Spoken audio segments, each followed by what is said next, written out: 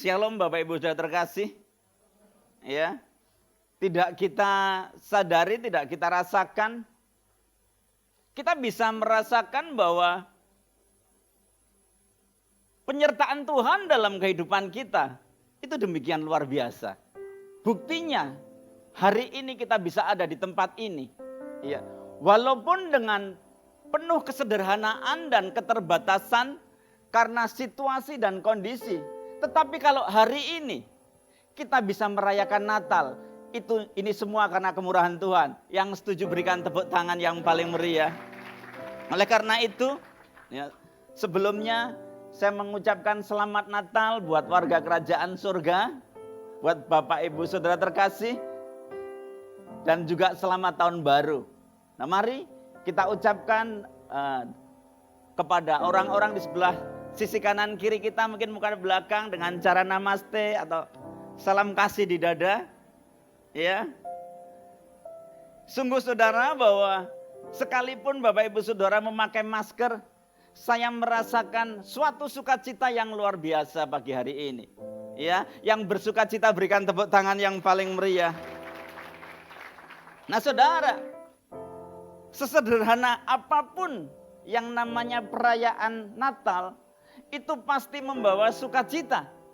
Sebab esensinya tidak terletak pada besar kecilnya, mewah atau tidaknya, mewah atau sederhananya perayaan Natal. Tetapi esensinya adalah kita bersukacita. Ya, kita merayakan kedatangan Sang Putra, yaitu Yesus Kristus. Sebab di dalam Dia ada jaminan keselamatan. Nah, saudara terkasih, Natal adalah penggenapan janji Tuhan. Natal adalah penggenapan nubuatan.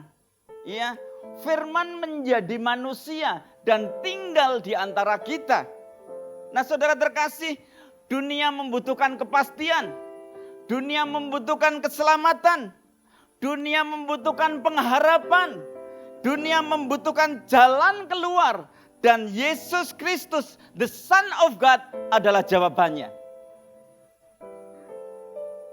Tema Natal tahun ini adalah The Son, Sang Putra. Ini bicara tentang kedewasaan. Ya. Diambil dari Lukas 1, ayat 28 sampai 31.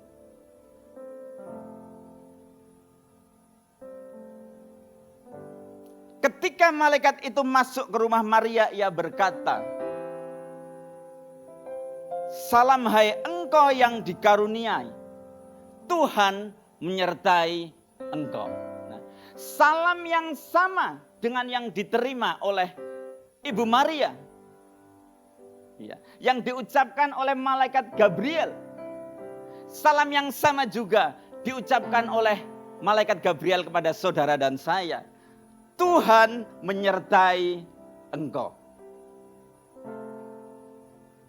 Maria terkejut mendengar perkataan itu. Lalu ia bertanya dalam hatinya, apakah arti salam itu? Saudara mungkin juga terkejut. Apakah arti salam itu? Salam itu berarti, kemanapun engkau pergi, ada Immanuel, Tuhan beserta kita. Oleh karena itu saudara, kita tidak perlu takut tentang apapun juga yang dialami. Kita tahu bahwa sekarang ini sedang ada pandemi corona. Tetapi belajar dari Bapak Gembala kita, ini bukan pandemi, tapi akademi. Proses pendewasaan untuk kita menjadi seorang putra. Kata malaikat itu kepadanya, "Jangan takut, hai Maria, sebab engkau beroleh kasih karunia di hadapan Allah. Sesungguhnya engkau akan mengandung dan akan melahirkan seorang laki-laki, dan hendaknya engkau menamai dia Yesus." Nah, saudara terkasih,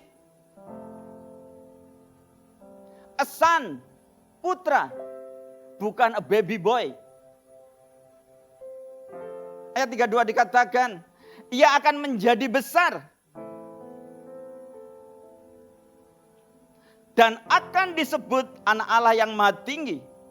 Dan Tuhan Allah akan mengaruniakan kepadanya tahta Daud, bapa leluhurnya.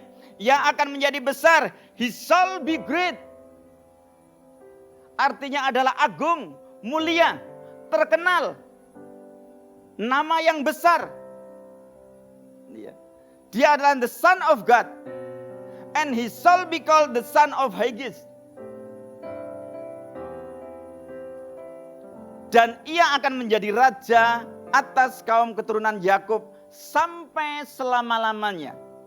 Dan kerajaannya tidak akan berkesudahan. Hanya ada satu kerajaan yang akan berlaku selama-lamanya. Yang tidak berkesudahan, yaitu kerajaan Allah. Nah, saudara terkasih, kehadiran atau kelahiran Tuhan Yesus di muka bumi, the Son of God, Sang Putra, adalah merupakan penggenapan nubuatan. Kita semua tahu bahwa ratusan tahun sebelum kelahiran Tuhan Yesus, Nabi Yesaya telah menubuatkan kelahirannya. Dikatakan, sebab seorang anak telah lahir, seperti pujian yang kita naikkan tadi. Iya. Seorang putra telah diberikan untuk kita. Ini ada di dalam Yesaya 9 ayat 6. Lambang pemerintahan ada di atas bahunya. Dan namanya disebut orang penasihat ajaib. Allah yang perkasa, Bapa yang kekal, Raja damai. Tidak ada yang perlu dikhawatirkan ketika Kristus yang hidup itu hidup dalam kehidupan kita. Sebab dia adalah penasehat yang ajaib. Tidak ada masalah, pergumulan yang tidak ada jalan keluarnya. Semua ada jalan keluarnya. Kemudian dikatakan Allah yang perkasa. Tuhan kita adalah Tuhan yang perkasa. Ia adalah gunung batu kekuatan kita. Sebesar apapun pergumulan saudara, Tuhan kita lebih besar dari pergumulan kita. Yang setuju berikan tepuk tangan.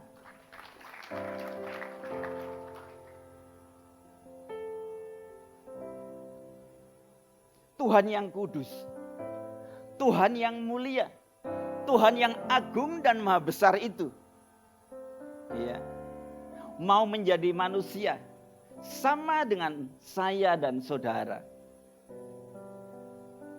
Menjadi manusia yang hina. Ini bicara tentang kasih Tuhan yang begitu besar kepada kita.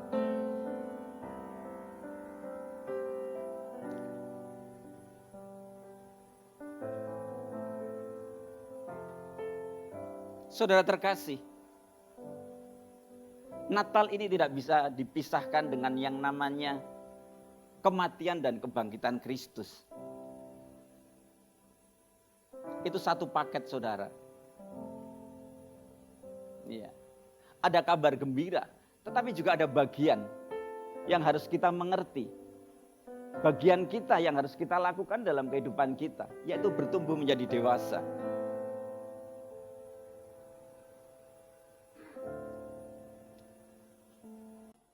Kalau Tuhan Yesus tidak mati dan dibangkitkan pada hari ketiga, maka sia-sialah kepercayaan dan iman kita kepada Tuhan.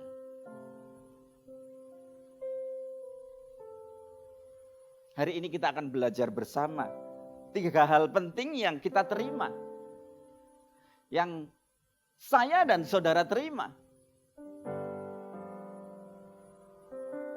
Sehubungan dengan kedatangan Sang Putra, hal yang pertama adalah keselamatan. Katakan bersama dengan saya, keselamatan. Dalam Lukas 19 ayat 10 dikatakan demikian. Sebab anak manusia datang untuk mencari dan menyelamatkan yang hilang. Sang Putra datang dari surga menjadi manusia seperti saudara dan saya, karena mau mencari dan menyelamatkan yang hilang. Siapa yang hilang? Saudara dan saya. Nah saudara, kenapa manusia hilang? Karena manusia jatuh, tersesat ke dalam dosa. Nah saudara terkasih, Adam, manusia pertama, lebih memilih dan lebih tertarik kepada apa yang dikatakan oleh iblis kepada dia, dibanding melakukan firman Tuhan. Ya. Adam lebih memilih ya untuk memakan buah dari pohon pengetahuan yang baik dan yang jahat daripada melakukan firman Tuhan. Perintah Tuhan itu jelas sekali, saudara. Di dalam Kejadian 2 ayat 16-17. Nah, ini saudara yang membuat kita terhilang adalah ini, saudara. Tetapi oleh karena kasih karunia dan anugerah, Tuhan memberikan keselamatan kepada kita. Lalu Tuhan Allah memberi perintah ini kepada manusia. Semua pohon dalam taman ini boleh kau makan buahnya dengan bebas. Tetapi ada catatannya, saudara. Tetapi pohon pengetahuan tentang yang baik dan yang jahat itu, janganlah kau makan buahnya. Sebab pada hari engkau memakannya, pastilah engkau, apa saudara? Mati. Pasti mati, saudara. Tetapi manusia, dia lebih tertarik dengan apa yang disampaikan oleh iblis. Dan manusia keliru dalam menggunakan kehendak bebasnya. Mari kita cek dalam kehidupan kita. Kita semua mengaku Kristen, menerima Yesus Kristus sebagai Tuhan dan Juru Selamat. Sudahkah kita melakukan firman Tuhan? Secara genap, enggak pilih-pilih. Sebab ya, ada orang-orang yang melakukan firman Tuhan itu pilih-pilih. Kalau firman yang enak, ini untuk aku. Kalau enggak enak, ini untuk suami atau istriku. Ini untuk tetanggaku. Kejadian 3 ayat 4-6. Tetapi ular itu berkata kepada perempuan itu, sekali-kali kamu tidak akan mati. Tetapi Allah mengetahui bahwa waktu kamu memakannya, matamu akan terbuka dan kamu akan menjadi seperti Allah. Tahu tentang yang baik dan yang jahat.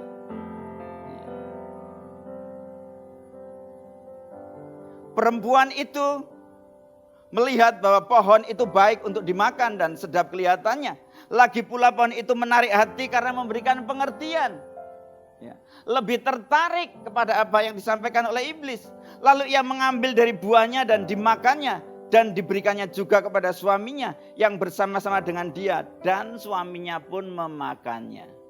Nah, saudara, akibat ketidaktaatan satu orang, yaitu Adam, maka seluruh manusia itu berdosa. Dosa membuat hubungan manusia dengan Tuhan terputus. Yesaya 59 ayat 2. Tetapi yang merupakan pemisah antara kamu dan Allahmu, ialah segala kejahatanmu. Yang menjadi pemisah antara kita dengan Tuhan adalah kejahatan kita. Dan yang membuat dia menyembunyikan diri terhadap kamu sehingga ia tidak mendengar ialah apa? Segala dosamu. Kejahatan kita, dosa-dosa kita, itulah yang membuat doa-doa kita. Itu rasanya ketika kita berdoa, itu mentok sampai plafon.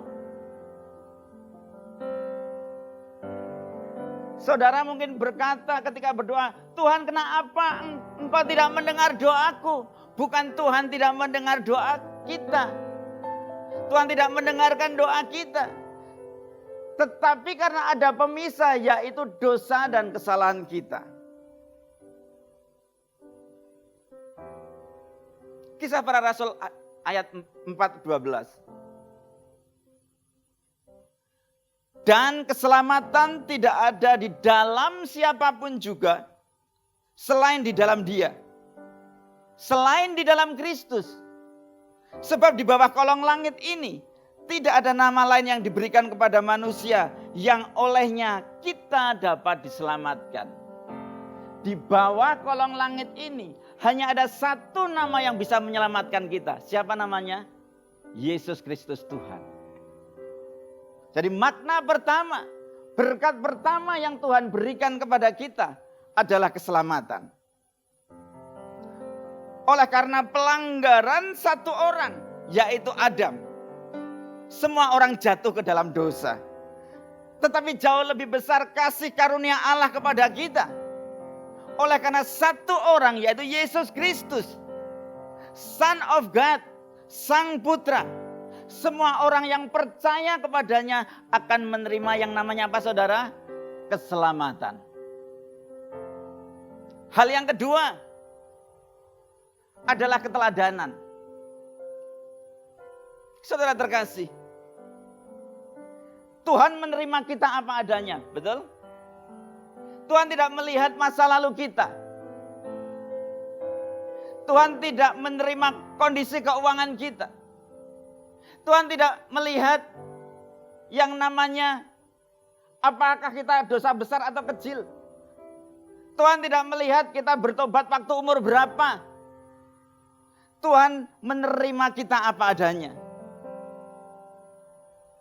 Tetapi setelah Tuhan menerima kita, Tuhan mau kita hidupnya berubah menjadi seperti Dia. Memiliki karakter seperti Dia. Meneladani Tuhan, saudara. 1 Yohanes 2 ayat 6. Barang siapa mengatakan bahwa ia ada di dalam Dia, bahwa ia ada di dalam Kristus, ia wajib hidup sama seperti siapa? Seperti Kristus telah hidup. Tuhan memberikan keteladanan kepada kita. Kita menjadi pengikut Kristus, disebut pengikut Kristus bukan karena KTP kita Kristen. Firman Tuhan mengatakan, ya, kita itu menjadi Kristen karena kita mengikuti Kristus. Kita hidup sama seperti Kristus hidup, saudara. Bukan tentang KTP, tentang bagaimana kita hidup. Dan saya percaya orang yang dewasa pasti tahu.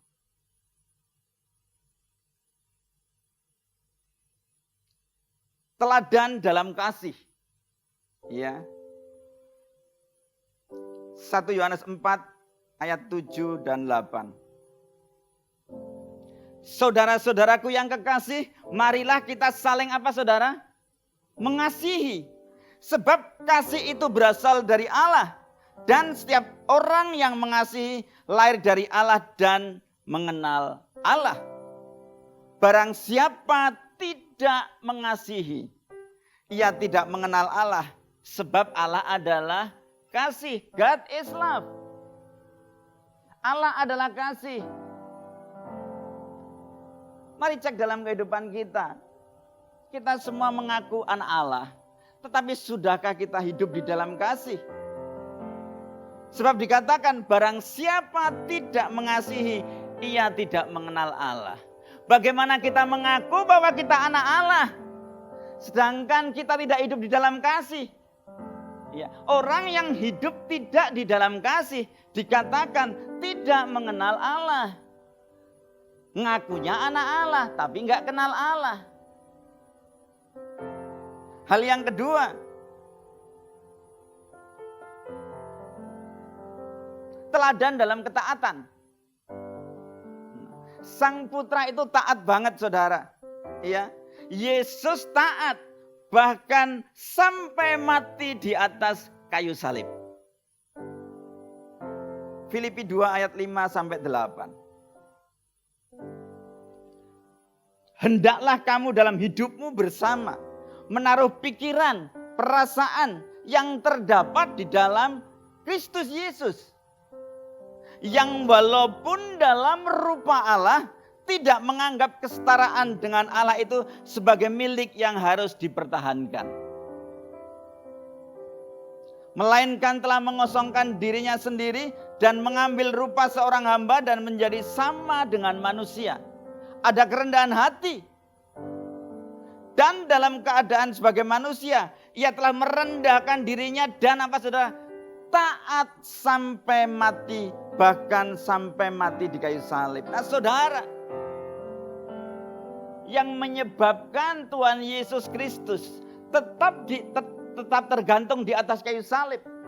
Itu bukan karena paku yang memaku tangannya, tapi karena kasih-Nya yang begitu besar kepada saudara dan saya. Tetapi juga karena ketaatannya kepada Bapa. Kasih-Nya yang begitu besar, Dia menyelesaikan apa yang tidak bisa kita selesaikan dalam kehidupan kita. Makanya ketika kalimat terakhir yang Tuhan ucapkan sebelum Yesus menyerahkan nyawanya adalah it is finished, tetelestai. Sudah selesai. Apa yang sudah selesai? Yang sudah selesai adalah apa yang saudara dan saya tidak bisa lakukan. Dia yang melakukan untuk kita. Selain dalam teladan kasih dan ketaatan, Yesus Kristus juga adalah teladan dalam kebenaran. Selama 33 tahun di muka bumi, tidak sekalipun Tuhan Yesus melakukan yang namanya kekeliruan. Tuhan Yesus tidak pernah sekalipun berbuat dosa. Dalam segala situasi dan kondisi, Yesus Kristus selalu mengatakan tentang kebenaran. Bagaimana dengan kehidupan kita? Masih bisakah kita hidup benar di tengah-tengah masa yang serba sulit ini?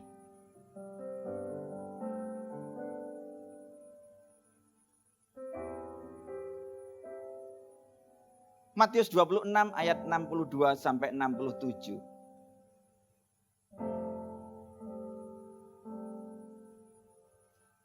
Lalu imam besar itu berdiri dan berkata kepada Yesus, demi Allah yang hidup. Nah, keliru. Lalu imam besar itu berdiri dan berkata kepadanya, tidakkah engkau memberi jawab atas tuduhan-tuduhan saksi-saksi ini terhadap engkau? Tetapi Yesus tetap diam. Lalu kata imam besar itu kepadanya, demi Allah yang hidup, katakanlah kepada kami, apakah engkau Mesias, anak Allah atau tidak? Tuhan Yesus ini sedang menghadapi pengadilan yang menentukan hidup matinya dia. Tetapi dalam keadaan seperti itu, Yesus tetap memberikan jawaban, kebenaran di hadapan mahkamah agama. Jawab Yesus, engkau telah mengatakannya, akan tetapi aku berkata kepadamu, mulai sekarang kamu akan melihat Anak Manusia duduk di sebelah kanan yang Maha Kuasa dan datang di atas awan-awan di langit. Maka imam besar itu mengoyakkan pakaiannya dan berkata, ia menghujat Allah. Untuk apa kita perlu saksi lagi? Sekarang telah kamu dengar hujatnya. Bagaimana pendapat kamu? Mereka menjawab dan berkata, ia harus dihukum mati. Lalu mereka meludahi mukanya dan meninjunya. Orang-orang lain memukul dia. Saudara terkasih, Tuhan Yesus tidak berbuat dosa dan tipu tidak ada di dalam mulutnya. Bahkan kita semua tahu apa yang Tuhan Yesus ucapkan ketika di atas kayu salib. Ya Tuhan, ampunilah mereka, sebab mereka tidak tahu apa yang mereka perbuat. Hal ketiga, berkat yang Tuhan bawa, Sang Putra bawa, adalah jawaban atas pengharapan kita, atas pergumulan kita. Tidak ada orang yang hidup tanpa pergumulan. Semuanya pasti ada pergumulan. Apalagi saat-saat seperti ini semua bergumul. Tidak sedikit teman-teman kita bergereja di tempat ini. Mereka kehilangan penghasilan mereka. Tetapi oleh karena kasih karunia, Tuhan bisa memberikan kreativitas. Bagaimana tetap bisa bertahan ya, di dalam keadaan yang sangat sulit sekalipun. Nah saudara terkasih, Tuhan Yesus adalah jawaban. Selama Yesus di bumi, kemanapun Yesus pergi, orang banyak mengikuti dia. Berbondong-bondong dan berdesak-desaan. Ingin dekat kepada Tuhan Yesus. Mengapa? Sebab Yesus adalah jawaban atas pengharapan mereka. Orang buta melihat. Orang lumpuh berjalan. Orang tuli mendengar. Orang bisu bisa berbicara. Orang sakit pendarahan. Wanita sakit pendarahan. Sudah 12 tahun. Tidak ada pengharapan lagi. Sembuh. Dan bahkan Yesus membangkitkan orang mati. Yohanes 11 ayat 43 sampai 44. Dan sesudah berkata demikian, berserulah ia dengan suara keras. Berserulah Yesus dengan suara keras. Lazarus, marilah keluar. Nah saudara terkasih, Lazarus, saudara Maria dan Marta ini sudah mati 4 hari. Sudah berbau dan sudah dikuburkan. Dibangkitkan oleh Tuhan Yesus. Ayat selanjutnya, orang yang telah mati itu, Lazarus, datang keluar. Kaki dan tangannya masih terikat dengan kain kafan. Dan mukanya tertutup dengan kain peluh. Kata Yesus kepada mereka, bukalah kain-kain itu dan biarkanlah ia pergi. Nah saudara terkasih, mungkin ada di antara saudara yang merasa nggak ada harapan lagi. Harapanku sudah mati. Hari ini Tuhan Yesus, Juru Selamat, Sang Juru Selamat, membawa jawaban atas harapan kita. Harapan saudara yang mungkin sudah mati. Saudara bisa bawa kepada Tuhan Yesus. Saudara bisa berdoa kepada Tuhan Yesus. Serahkan kepadanya. Sebab pengharapan kepada Tuhan tidak pernah sia-sia. Sebab ia setia dan adil. Ia sangat mengasihi saudara dan saya. Nyawanya saja diberikan kepada kita ketika kita masih berdosa. Apalagi sekarang. Setelah kita menerima dia sebagai Tuhan dan Juru Selamat kita. Tuhan Yesus adalah jalan keluar atas setiap masalah dan pergumulan kita. Tidak ada yang mustahil bagi Tuhan dan setiap orang yang percaya kepadanya. Tuhan Yesus memberkati.